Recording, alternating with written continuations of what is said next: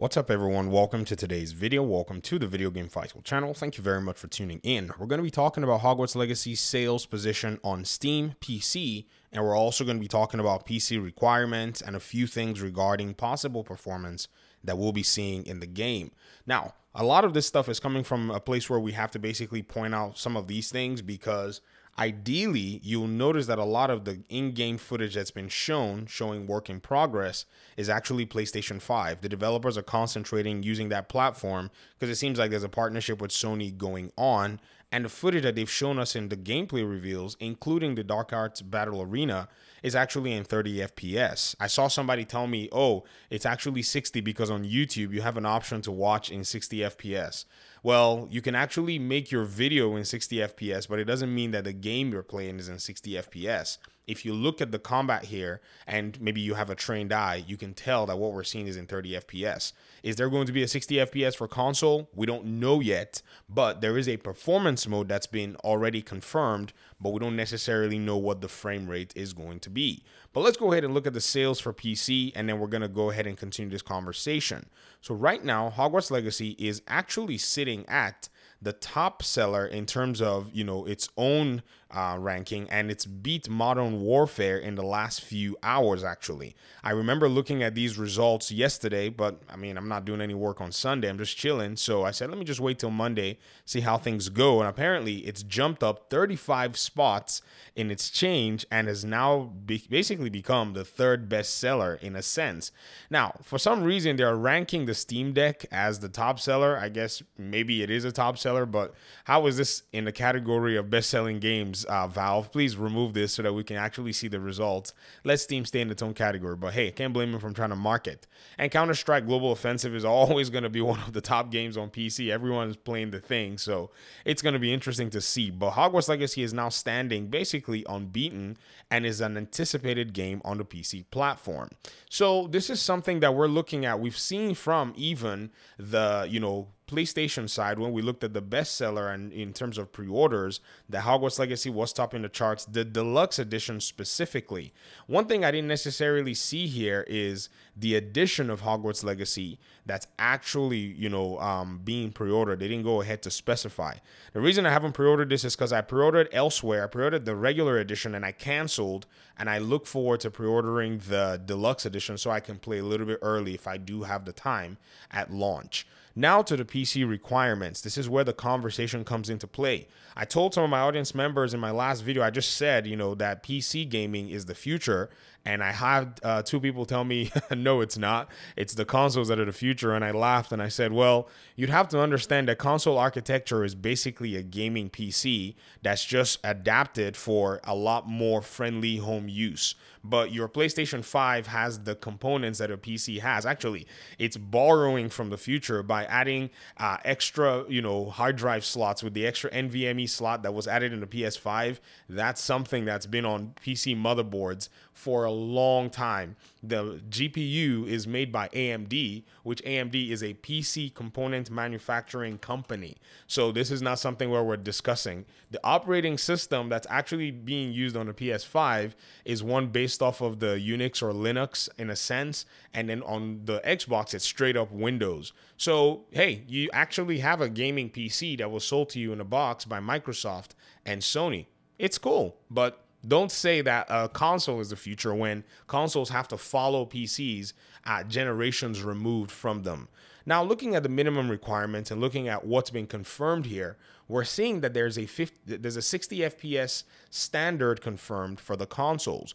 And the device itself and the machinery needed to run them are quite interesting. So we're looking at, say, for the low quality settings, you're able to run this using a GTX 1070. I mentioned this in my other videos, but some people kind of got lost in that. So I guess that was probably for a different audience. So for you PC buffs, we're looking at, say, where it is that you stand when it comes to your performance.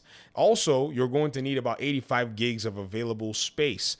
I don't know if the console version and the PC version are going to differ too much in space requirements, but usually Unreal Engine 4 games will probably tally for the most part. I've seen, a very, very strong correlation with size and space availability that actually are similar between Unreal Engine 4 console ports versus the PC ports. So this is something where I'm certain that this is going to be something that's needed. So hey, clear up that space, because this is what you're going to need. Now, the SSD preferred and the HDD supported is also something that is now being seen as a big requirement on a lot of games. So for most of our PC components, HDD had always been something where you could buy huge chunks of memory for cheap. But now the SSDs are actually being leveraged by a lot of are needed actually by a lot of games. This is why Spider-Man 2 is being designed for the PlayStation 5, because it already comes with the SSD and they can stream a lot of the, Spider-Man's zipping around the city and swinging in a better way. They had to slow down Spider-Man swinging for the PlayStation 4 because that did not come native with the SSD. But now that you have the PS5 and the SSD processing, that's something that's necessary. So I see a lot of PC manufacturers, a lot of PC ports in their requirements actually requesting that the gamer have an SSD to be able to play the game at least at the 60 FPS. This game is going to be loading an open world. It's going to have a lot of really fun, interesting aspects to it. So you're going to be seeing huge arenas. A lot of the things that an SSD would need will be to actually play and process a lot of visual effects. Unreal Engine's visual effects are quite tasking like any other game, but these are things that actually can affect your performance. And here, even in the Dark Arts, Battle Arena gameplay, you can already see all kinds of effects getting thrown out there, especially with your magical spells and so on and so forth. So this is definitely something that everyone should be able to get used to in a sense, because, you're going to understand that, the performance metrics are actually based on the new technology we have these days. And with the new technology comes new requirements as well for your hardware. Now, they're also citing a DirectX 12 version. I'm yet to see what this is going to look like, because sometimes DirectX 12, many of you on the PC side understand and know that it can be a huge challenge. Now, for your GPU, we're asking a 1070 here for minimum in terms of system requirements and a 1080 Ti. This is actually pretty decent, pretty good, but I do see, though, that the CPU is a little up there in terms of, its requirements to be able to maybe load the open world and get all of that stuff. So for those who may be looking forward to playing Hogwarts Legacy, it might be time for you to go ahead and, get that upgrade. I saw somebody actually make a comment on my video and said, PC, you have to upgrade your PC and blah, blah. That's actually a good thing. You don't have to go buy a new machine. You can actually keep your old computer that you've had for years and just beef it up. I have an old computer that I used to call a nickname, and it sits in a case, and all I've done is basically switch out a lot of the components. Right now, that computer is a monster because over the years, I just kept using, a lot of the components that I used with it. But for the most part, it's mostly unrecognizable from the initial build that I made with it. And that's something that a lot of PC gamers love doing. When you buy a console, your upgrade path is shut down. You're going to have to buy the next best console when it comes out. In terms of the, PC world, you can buy yourself a component that's going to move you forward, or you can open your computer to easier upgrades. And it's a whole wonderful, freedom in a sense. I saw another audience member that said they went ahead and bought a PC. I salute you, because once you start getting into it, you're going to see the advantages. Once you go PC gaming, for the most part, it's very difficult for most people to come back. Now, I've also seen people who are like, man, I don't want to game on a PC because I work on a PC and I don't want to sit there at the same time. I just want to get a console.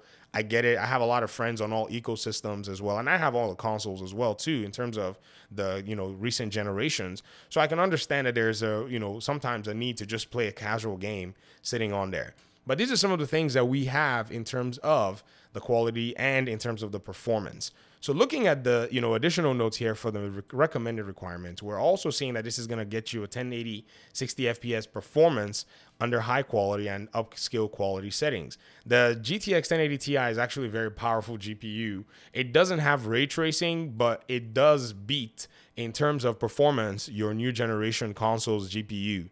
Now, they come with ray tracing to a specific extent, but one thing about ray tracing as well is ray tracing is improving. In fact, right now, with ray tracing and things like FSR 2.0, and DLSS 1, 2, and 3, you've already skipped about, multiple generations of upscaling technology that the consoles basically are locked in. So if you were on a PC and you had a, GTX 1080 Ti and you wanted to enjoy the new ray tracing capabilities and the new upscaling capabilities, all you'd have had to do is just basically spend a little bit of money, which they have different price tiers now, and you'll be able to enjoy that maybe even all the way down from, say, the 4070 Ti and the RX 6800 XT, which is basically another NVIDIA GPU. Or maybe you go into the 7,000 series of GPUs.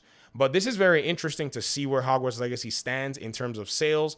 It's a very positive outlook for the game. The community is pretty excited about a lot of what the game is going to be bringing. So I'm looking forward to hearing your thoughts in the comment section. Those of you who are playing on PC or looking forward to playing on PC, this is a video where I invite you to go ahead and, jump in the comment section and let me know your thoughts overall. For the console, I would love to actually play this game on the Xbox. That's what's actually the ironic part.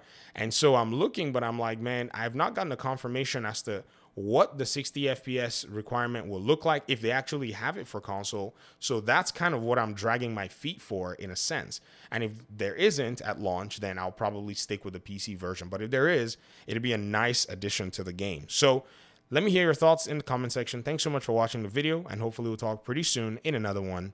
Peace out.